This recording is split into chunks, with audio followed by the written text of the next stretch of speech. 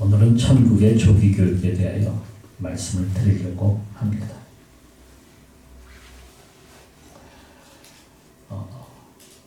인도와 파키스탄이 전쟁 직전까지 지금 가 있습니다.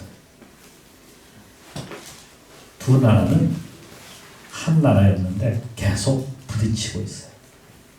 2008년에는 파키스탄의 이슬람 무장 테러 단체 중에 하나가 인도의 그 대도시, 항구 도시인데요. 뭄바이라고 하는 곳에 배를 타고 건너가서 무차별 총격을 갖다가 가하는 테러를 감행했어요. 그래서 195명이 죽고요. 당시에 350명의 사상자를 냈어요. 테러범들은 10명이었는데 2명씩 조를 하나 5개 조로 전 시내에 흩어졌어요. 그래서 곳곳마다 폭탄을 터뜨리고 총을 난사하고 기관총을 막 난사하니까 지나가는 행인들, 호텔 할 것 없이 그냥 난리가 났습니다. 결국 군대가 출동하게 되었고요. 그 테러범들을 제압했는데 이렇게 해서 사건은 마무리되는 듯했어요. 엄청난 피해를 본 후에 말입니다. 그때도 전쟁 직전까지 갔습니다. 그런데 지난 4월 22일 파키스탄의 이슬람 무장 테러 단체가 다시 이를 저질렀어요. 인도 국경지대인 카슈미르라고 하는 곳에 들어가서 관광객들에게 총을 갖다가 또 막 난사해가지고 26명이 또 죽는 그러한 사건이 일어났습니다. 그것도 힌두교인들만 골라서 죽였대요. 이에 인도 정부는 파키스탄으로 흘러가는 그 인더스강이 이제 발원지가 카슈미르라고 하는 곳인데 거기로 흘러가는 댐을 갖다가 그러니까 파키스탄으로 흘러가야 되는데 그 댐을 갖다가 막아버렸어요. 파키스탄은 농업국가예요. 37% 정도 되는 사람들이 농업에 종사를 합니다. 농업에는 가장 뭐가 필요합니까? 물이 필요하잖아요. 물이 필요한데 댐을 갖다가 막아버려요. 그래서 파키스탄에서도 즉각적으로 우리가 보복하겠다. 또 이렇게 또 나오고 있습니다. 두 나라는 핵 보유국입니다. 파키스탄은 170여 개의 핵폭탄이 있고요. 인도에도 한 180여 개의 핵폭탄을 가지고 있는 나라. 핵폭탄을 터뜨리면 난리가 나겠죠. 근데 지금 5일 지난 22일 날인데 벌써 며칠이 꽤 지났잖아요. 계속해서 국경지대에서는 총격전을 하면서 서로 싸우고 있다는 거예요. 그러니까 점점 지금 전쟁 안으로. 그래서 인도에서는 전쟁을 하겠다. 전쟁 상황에 돌입한 그러한 상황에 처해 있다고 합니다. 이와 같이 두 나라는 하나였음에도 나눠졌어요. 무엇 때문이냐면 종교 때문이었어요. 인도는 힌두교 국가고 파키스탄은 원래 인도에 있었는데 인도에 있는 이슬람 세력들이 도저히 우리는 같이 못 살겠다. 그래서 1947년에 독립해서 파키스탄이라는 나라를 따로 세웠어요. 같이 갈 수 없다는 것이죠. 이렇게 해서 떨어져 나왔는데요. 또 다른 나라가 또 하나 있죠. 방글라데시. 다 종교적인 문제로 다 떨어져 나갔어요. 거기는 불교 같은 그런 국가죠. 그래서 서로 이 세 나라가 으르렁거리면서 서로 싸우고 있는 중입니다. 무엇 때문에? 종교 때문이죠. 우리나라에서는 종교가 각각 다 틀려요. 우리나라도 종교가 굉장히 많은 마치 종교 전시장 같아요. 기독교, 불교, 크게는 기독교, 불교, 또 유교 이렇게 나누어지고 있죠. 내일이 4월 초파일이래요. 어린이 주일인데 어린이날인데 어린이날은 온데간데 없고 사람들은 다 4월 초파일날 공휴일이라고 놀러 간다고 지금 뭐 그냥 정신들이 없습니다. 어디로 산으로 놀러 간대. 그래서 거기 가고 밥도 공짜로 주고 하니까 뭐 거기 간다는데 그것 때문에 뭐 우리 기독교가 야 니네들은 다 거기 가냐 갈 수 없다 하면서 막거나 혹은 우리 가만두지 않겠다 하면서 기독교가 나서가지고 막 테러하고 하면 어떻게 되겠습니까? 난리가 나겠죠. 그런데 우리나라는 그런 거 없어요. 종교 전쟁이 일어나는 나라가 아니에요. 사이좋게 지내요. 오히려 과거 일제시대 때는 함께 싸웠어요. 일제에 대항해서. 3.1운동 때는 뭐 기독교, 뭐 불교, 유교 할 것 없이 다 나와가지고 함께 3.1운동에 참여하고 함께 싸웠죠. 그래서 그런지 우리나라는 종교전쟁을 하지 않습니다. 싸우지 않는 아주 사이좋게 지내는 나라 중에 하나죠. 하지만 이슬람이 들어오면 문제가 달라져요. 우리나라는 아직까지 이슬람이 굉장히 극소수이기 때문에 괜찮지만은 앞으로 이슬람 세력이 들어오면요 난리가 납니다. 지금 유럽이 그러고 있어요. 유럽이 지금 막 그 교회들이 다 무너지고 있어요.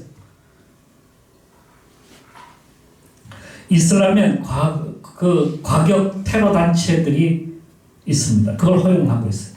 특히 이란과 같은 그 몇 나라는 시아파라고 하는 그 이슬람 그 파벌이 있는데 시아파하고 수니파 두 개가 있어요. 근데 시아파는 근본주의적 이슬람이에요. 근본주의자들이라고 이렇게 합니다. 그래서 과격 테러 단체들이 존재하고 있는 겁니다. 온건한 수니파에 속하는 그러한 이슬람이 있는데 그들은 뭐 사우디아라비아 그런 나라들이죠.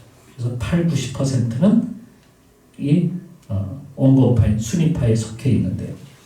어쨌든 간에 이슬람 국가들은 대부분 몇몇 나라를 제외하고는요 종교를 허용하지 않아요. 타종교를 오직 이슬람만 믿어요.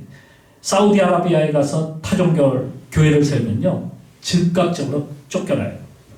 아니 비밀 경찰이 와가지고 언제 잡아가는지 모르겠어 잡아가 버려요. 그런데 유럽 국가들은 틀려요. 막 이슬람의 난민들이 막 밀려오잖아요. 다 받아줘요. 특히 영국과 같은 나라는 지금 기독교가 완전히 무너져버린 그런 나라가 되었어요. 힌두교 아니면 이슬람. 그들이 나라를 갖다가 이제는 뒤엎을 정도로 강력한 세력이 되고 있습니다. 이슬람의 핍박과 테러 속에서도 교회를 지켜온 사람들이 있습니다. 이집트 기독교라고 하는데 이집트 기독교는 콥트 정교회입니다. 정교회에 속하는 콥틱 교회라고 이렇게 부르기도 합니다. 마가에 의해서 교회가 세워졌다고 해요. 당시 이집트는 로마의 그 속국이었죠. 로마의 지배하에 있었는데 로마 황제 디오클레티아누스라고 하는 황제가 있는데 얼마나 핍박이 심했는지 수많은 순교자들이 그 당시에 나오게 됐어요. 그때에 기독교가 크게 부흥하기 시작합니다. 그 핍박 속에서도 교회가 부흥했던 것이 이집트. 313년에 콘스탄티누스 황제에 의해서 기독교가 공인이 되죠. 그래서 잠깐 자유를 얻었는데 638년에 이슬람이 들어오면서 다시 나라가 이제는 기독교 국가가 아닌 이슬람 국가가 되어버리고 말았어요. 그래서 지금까지 콥틱 교회는 그 속에서 살아있는 교회로 남아 있습니다. 없어지지 않았어요. 그 이슬람 국가 안에서도 그래도 교회를 지킨 그 나라가 바로 이 콥틱 교회입니다. 콥틱 교회. 이들은 기독교인들에게만 부여하는 아주 무거운 세금을 갖다가 내야만 했어요. 그동안. 그러니까 1900년 이상을 거의 2000년 동안을 갖다가 그렇게 한 겁니다. 그들은 출세할 수가 없어요. 기독교인들은 어떻게 출세하려면 어디로 가야 돼? 이슬람으로 개종해야 돼.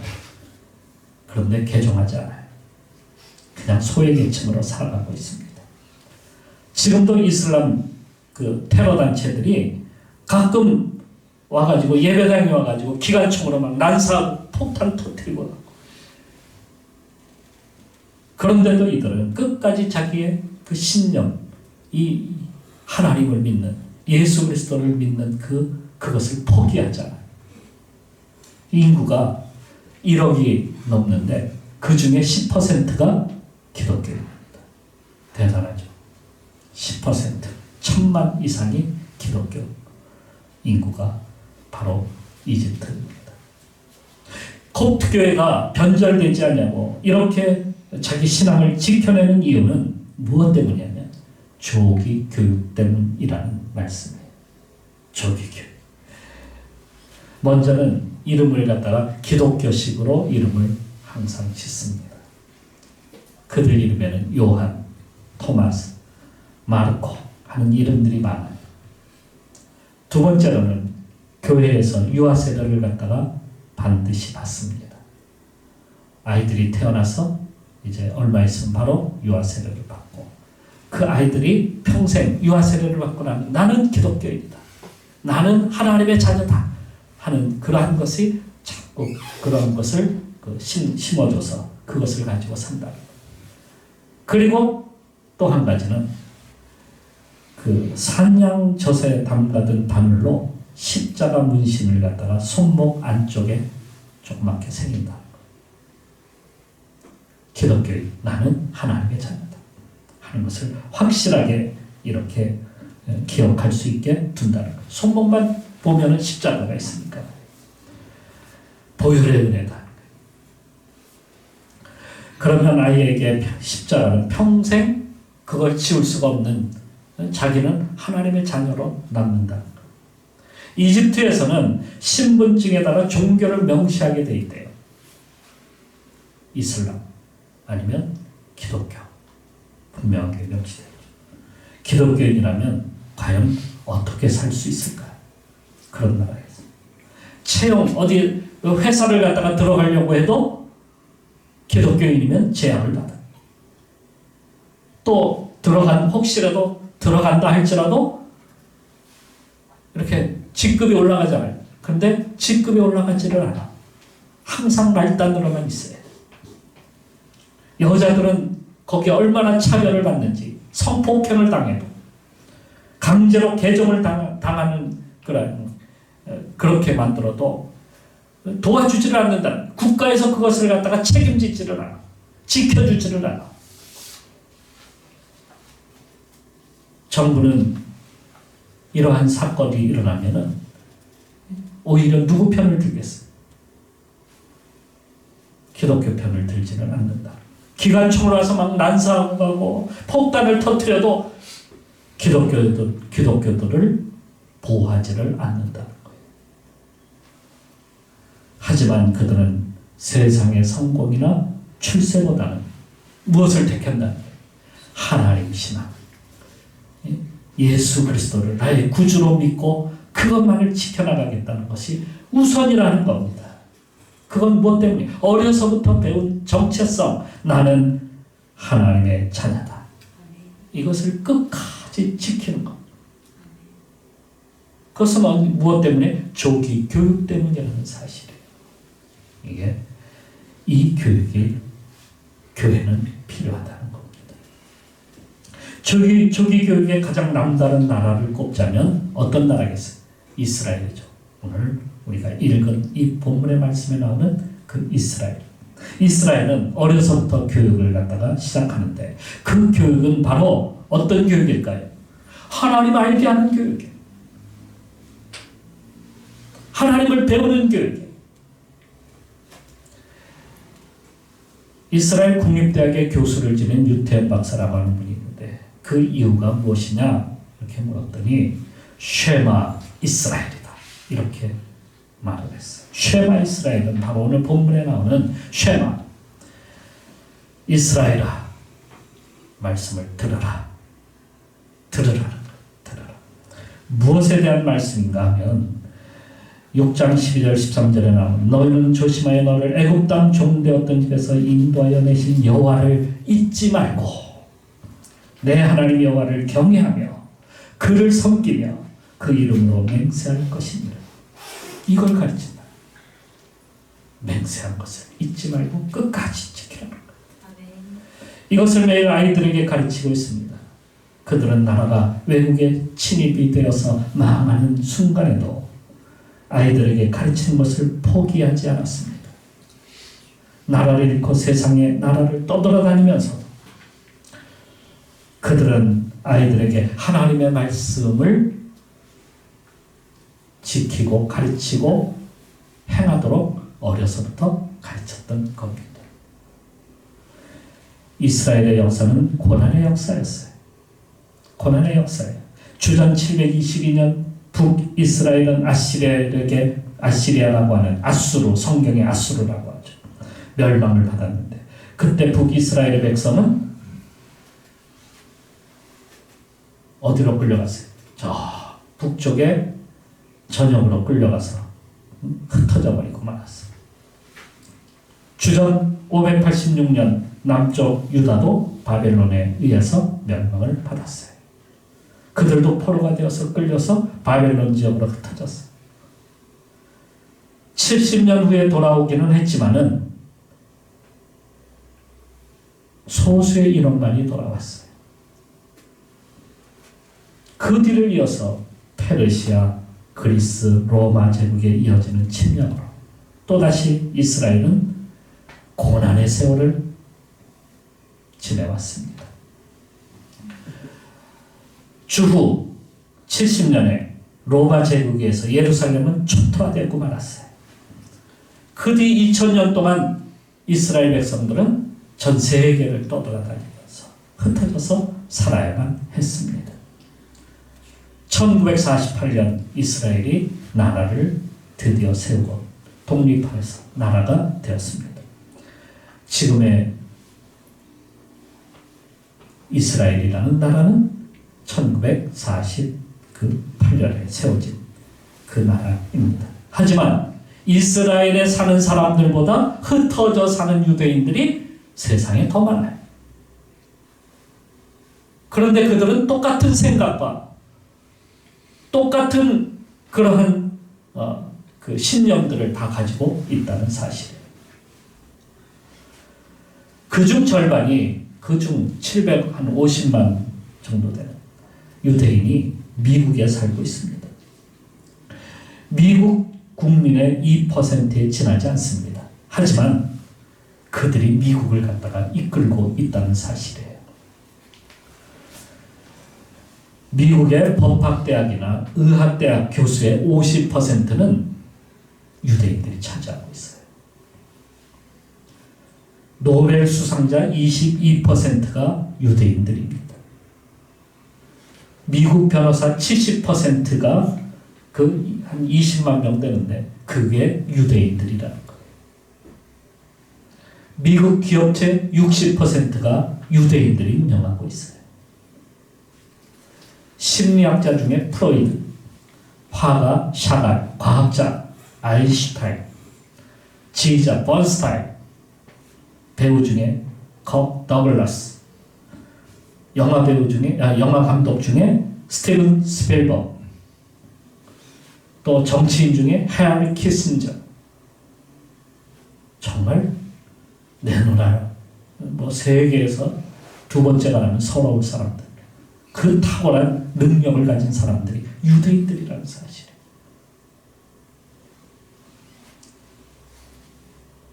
그동안 이스라엘을 지배했던 그 나라들 있잖아요. 아시리아라든지 또 바벨론이라든지 페르시아, 그리스, 로마 제국, 이러한 나라들은 모두 다 역사의 뒤편으로 다 물러가 버리고 사라졌어요. 하지만 유대민족은 아직도 세상에 편만합니다. 가득해요. 세계 곳곳에 안 들어간 나라가 없어요. 물론 우리나라에도 유학을 오거나 혹은 결혼을 하거나 해갖고 온 사람들은 있어요. 그러나 많지는 않습니다. 소수입니다. 그런데 이들이 이 세상에 그렇게 세상에 나가서 나라들을 갖다가 이끌고 그렇게 하는 이유는 바로 조기교육 때문입니다. 나라를 빼앗겼어도 그 조기교육은 포기하지 않았어요. 그들은 어디를 가든지 회당을 짓고 자녀들을 가르쳤어요. 그것이 국어, 영어, 수학, 시험을 잘 치르기 위한 그런 교육이 아니라 하나님을 아는 교육, 하나님을 믿는 교육, 하나님을 앞에 두는 교육, 바로 그러한 신앙교육, 그러한 인성교육이 그들에게 있었던 겁니다. 특히 상징을 중요하게 여겨요. 말씀을 여기 말씀해 보니까 손목에 매어 기호로 삼고 미간에 붙여서 표로 삼아. 마치 kop교의 신자들이 아이의 손목 오른쪽에 십자가 문양을 갖다가 새기는 것처럼 유대인들도 말씀을 갖다가 그렇게 새기도록 애를 쓰고 왔다는 사실입니다. 특히 할례라고 하는 것은 난지 8일 만에 남자아이들은 할례를 받죠. 할례를 받는 것은 자기 정체성을 갖다가 확신시켜 주는 거예요. 나는 하나님의 자녀다. 그거 아닙니까? 아이들이 소변을 갖다가 하루에도 서너 번 보는데 바지를 내릴 때마다 아는 거예요. 나는 하나님의 자녀다. 그걸 보는 거예요. 예수님도 그 교육을 받으셨습니다. 누가복음의 말씀에 보면 어린 시절 예수님의 일화를 소개하고 있습니다. 예수는 지혜와 키가 자라가며 하나님과 사람에게 더욱 사랑스러워 가시더라. 누가복음 2장 52절 말씀이에요. 어린 시절에 6월절에 예수님은 부모님과 함께 예루살렘 성전을 방문한 적이 있었습니다. 그리고 수많은 사람, 그 수많은 인파에 섞여서 집으로 돌아오게 되는데 한참 오다 보니까 예수가 보이지 않았어요. 어린 예수가 보이지 않았어요. 그 부모는 얼마나 놀랐겠어요. 아이를 찾기 위해서 그 인파 속에 아이를 부르면서 다시 왔던 길을 되돌아서 예루살렘까지 3일 만에 오게 되었어요. 놀랍게도 어린 예수는 성전에서 랍비들과 함께 성경 토론을 벌이고 있었던 겁니다. 천재였을까요? 그것이 아니고요. 바로 조기 교육 때문이에요. 조기 교육. 사도들도 그 교육을 받고 자랐습니다. 베드로가 쓴 서신의 말씀을 보게 되면 그는 정말 어느 작가에 뒤지지 않는 정말 뛰어난 문장 실력을 가지고 있었던 것을 볼 수가 있습니다. 그는 어부였습니다. 우리가 생각할 때 글자 모르는 무식쟁이 아닌가? 라고 생각할지 몰라도 이스라엘에서는 어린 시절 누구나 다 회당에 가서 공부를 하고 다 글자를 익히게 됩니다. 그는 어려서부터 회당에서 말씀을 듣고 배우고 익혔어요. 바울이 엄청난 그러한 뛰어난 학자이며 또 말씀을 갖다가 또 그렇게 쓰기도 하고 또 선교사로서 온 세상에 이름을 떨친 위대한 말하자면 사도 아닙니까? 그런데 바울도 어려서부터 그 부모가 그를 회당에 보내서 이렇게 조기교육에 힘썼다는 겁니다. 그는 헬라 지역 다소에 있었는데 다소는 교육도시였어요. 세상 교육을 배웠지만 그러나 먼저 그가 배운 것은 바로 하나님을 아는 교육을 배운 겁니다.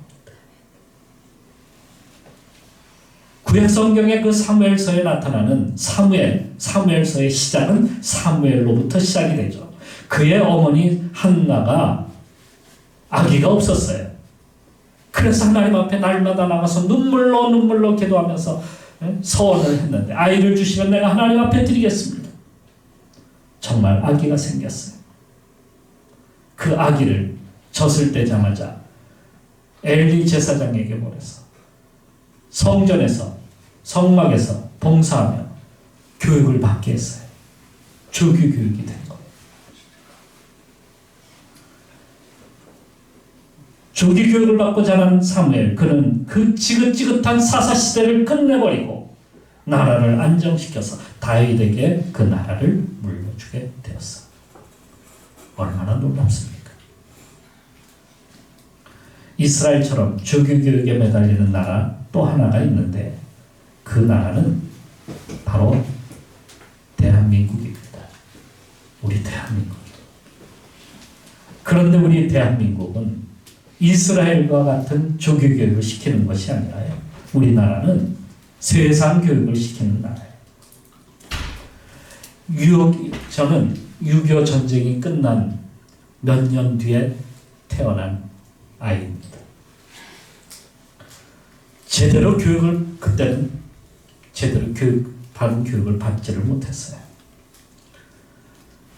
초등학교 1학년 때 비로소 글자 공부를 갖다가 시작을 해서 익혔어요. 말도 더듬더듬거리면서 시작을 했어요. 그래도 지금까지 부모님의 열정 때문에 박사 공부까지 끝마쳤습니다. 제가 살던 곳에서는요, 제가 초등학교 1학년 때 다니다 보니까 거기에 유치원 같은 학교 같은 것이 있었는데 저게 뭘까 그랬는데 나중에 알고 보니까 그게 유치원이었어요. 유치원이 딱 한 군데 있었는데 처음 봤어요. 거기는 그 미끄럼틀도 있고 그네도 있고 시소도 있고 지나가면서 얼마나 그게 부러웠는지, 나도 저기에 가서 한번 저것을 타봤으면 굉장히 부러웠어요. 그런데 요즘은 어떻습니까? 아이들 전만 되면 어린이집이고 유치원 타버려요. 그래서 조교 교육을 얼마나 열심히 시키는지 모릅니다. 그런데 한 조사에 의하면 86%에 해당하는 아이들이 유치원 교육과는 별도로 특기 교육을 시키고 있다는 거예요. 한두 가지 이상 다 한다는 거예요. 교육 내용도 감성 교육, 이런 예체능 교육, 이런 교육까지 시키고, 언어 교육, 지식 습득 위주의 선행 교육, 이런 것도 시킨다는 거예요.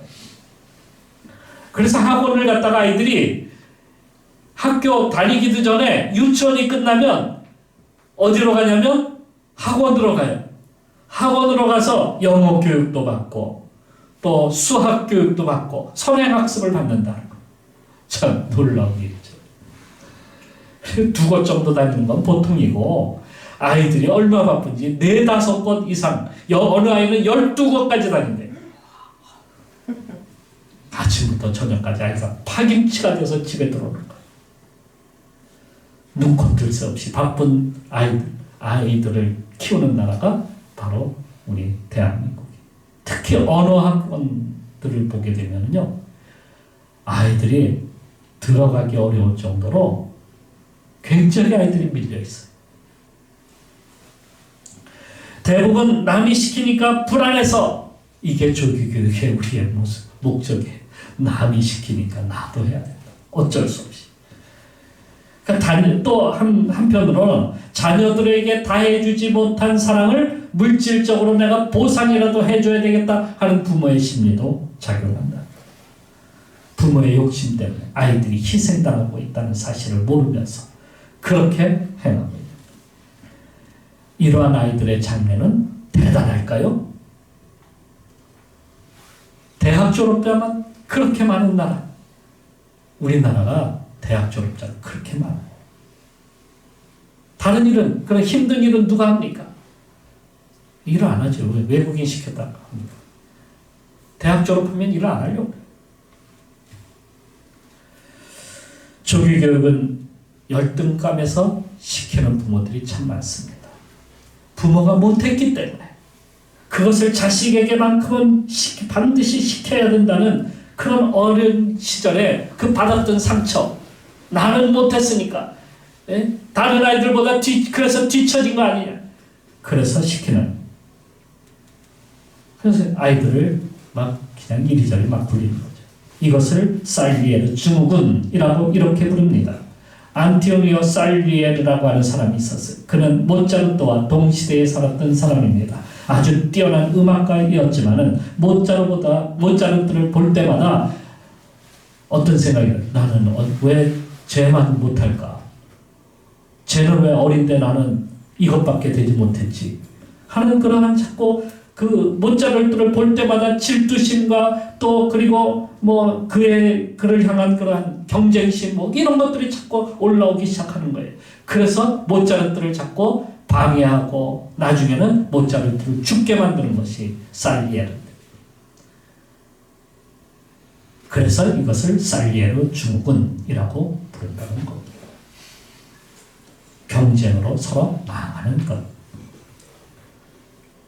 바른 그러한 조기교육이 바르게 가야 되는데 조기교육을 이렇게 시킨다는 거예요. 그런데 여러분, 우리는 끊임없이 도전과 유혹과 핍박을 받고 살아가는 것.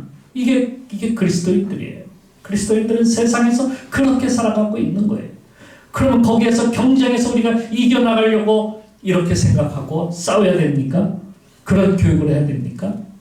이슬람과 같은 뭐 타종교나 이단, 사이비 단체나 또 공산주의와 같은 사회주의로부터 그리고 세속주의로부터 우리를 지켜나가고 자녀 세대에게 그리고 주님 나라가 이르는 그러한 나라를 우리가 만들어가야 되는데 그것을 우리가 어떤 경쟁적으로 그것을 해나가야 되느냐는 얘기예요.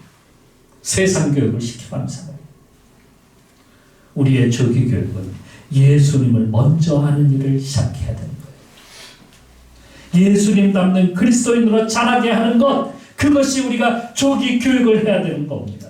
그것은 아이나 어른이나 모두가 필요합니다. 우리가 신앙생활 시작하면 어린아이예요. 어린아이와 같은 그런 마음으로 주님을 배우고 주님께 나가야 되는 거예요. 아멘. 그래야 사탄에게 빼앗기지 않죠. 우리가 자꾸 교회 나와서 얼마 다니지 않냐고 빼앗기는 이유는 무엇입니까? 그것은 바로 하나님을 아는 교육을 우리가 받지 않았기 때문이에요. 말씀을 마음판에 새겨야 되는데 마음판에 새기지 못했기 때문이에요. 예수님께 맡겨야 되는데 맡기지 못했기 때문입니다. 하나님 나라가 이 땅에, 그러니까 우리가 하나님 나라 가기 전에 우리는 이 땅에 사는 동안에 하나님 나라를 이 땅에서 누릴 수가 있어요. 그것을 누리게 하는 것이 바로 조기 교육입니다. 하나님 나라를 이 땅 가운데서 누리고 살 수 있게 만드는 거예요. 그러려면 우리가 하나님의 말씀을 먼저 우리 마음판에 새겨야 된다는 거예요. 아멘. 예수 그리스도를 먼저 우리가 믿고 따라가야 되는 거예요. 아멘. 부지런히 우리가 말씀을 깨닫고 그것을 또 자녀들에게 가르치고 또 주위 사람들에게 가르치고 전하고, 이게 바로 우리의 사명입니다. 아멘. 조기 교육입니다.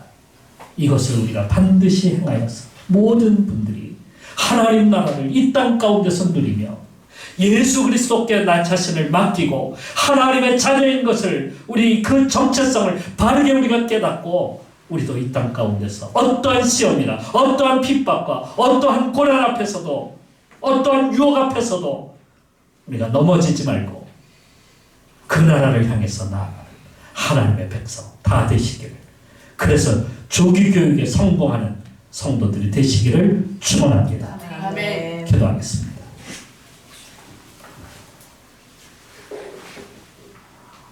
여러분, 우리 기도하시면서 머리 숙여 우리 눈을 감고 우리 한번 생각해 봅시다.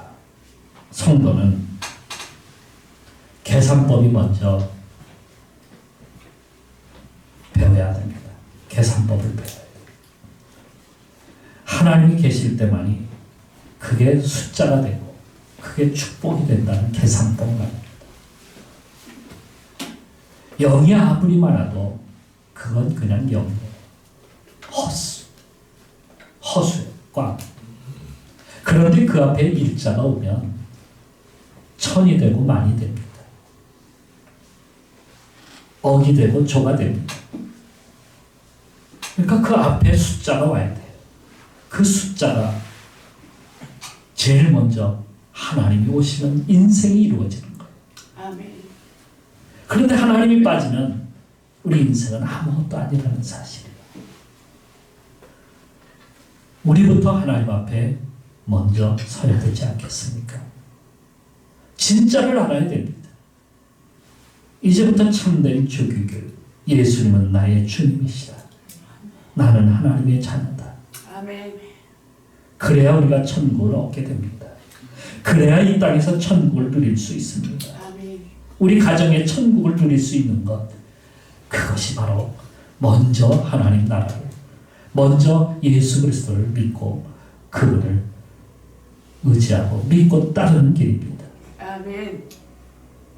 그게 먼저 이루어져야 되고 먼저 배워야 되고 먼저 깨달아야 됩니다. 이게 준비교육이 아닐까요? 주여, 나도 맡기는 삶을 살게 하옵소서. 주님 앞에 두는 성도 되게 하여 주옵소서. 그래서 천국을 먼저 누리게 하여 주옵소서. 이 시간 기도하면서 맡깁시다. 주님께 기도하며 나갑시다. 기도하겠습니다.